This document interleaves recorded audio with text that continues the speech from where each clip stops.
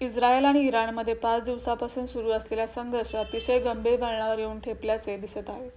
इराणची राजधानी तेहरानला थेट लक्ष्य करण्याचे संकेत इस्रायलने दिले असून अमेरिकेचे अध्यक्ष डोनाल्ड ट्रम्प यांनी यास अप्रत्यक्ष दुजोरा दिला आहे. तेहरानमधील नागरिकांनी त्वरित शहर सोडावे असे इशारावजा आवाहन ट्रम्प यांनी सोमवारी केले. इस्रायलचे पंतप्रधान बेंजामिन नेतान्याहू यांनी यापूर्वी याच स्वरूपाचा इशारा दिला होता.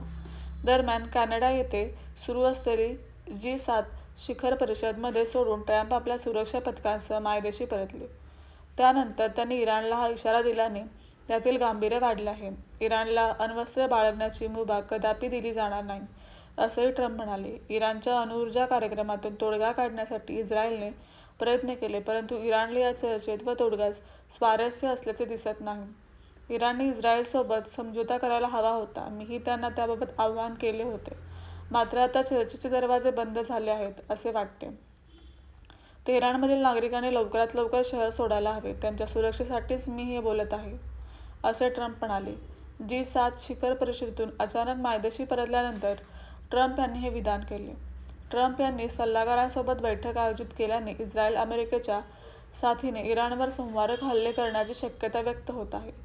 या संघर्षात शस्त्रसंधी घडवून आणण्यासाठी अमेरिका प्रयत्नशील आहे व त्यासाठी ट्रम्प मायदेशी परतले, असे विधान करणारे फ्रान्सचे अध्यक्ष मॅक्रॉनवर ट्रम्प यांनी टीका केली. G7 देशाची परिषद आटोपून पंतप्रधान नरेंद्र मोदी आज बुधवारी क्रोएशियात दाखल होत आहेत. पंतप्रधानांच्या 3 देशांच्या दौऱ्यातील हा शेवटचा टप्पा असेल. या दौऱ्यात मोदी क्रोएशियाचे पंतप्रधान अँद्रेज प्लेकोव्हिच, अध्यक्ष झोरान मिलानोव्ह यांची भेट घेणार आहेत. या देशाला भेट देणारे मोदी हे पहिले भारतीय पंतप्रधान ठरणार आहेत. युरोपीय महासंघातील देशांशी भारताचे संबंध वृद्धिंगत करण्याच्या प्रयत्नांचा भाग म्हणून या भेटीकडे पाहण्यात येत आहे. क्रोएशियाच्या निर्यातीचे एकूण मूल्य $27 अब्ज आहे, मात्र त्यातील फक्त $7 कोटी ची निर्यात भारताला केली जाते. त्याचप्रमाणे भारत फक्त $38 कोटी ची निर्यात क्रोएशियाला करतो.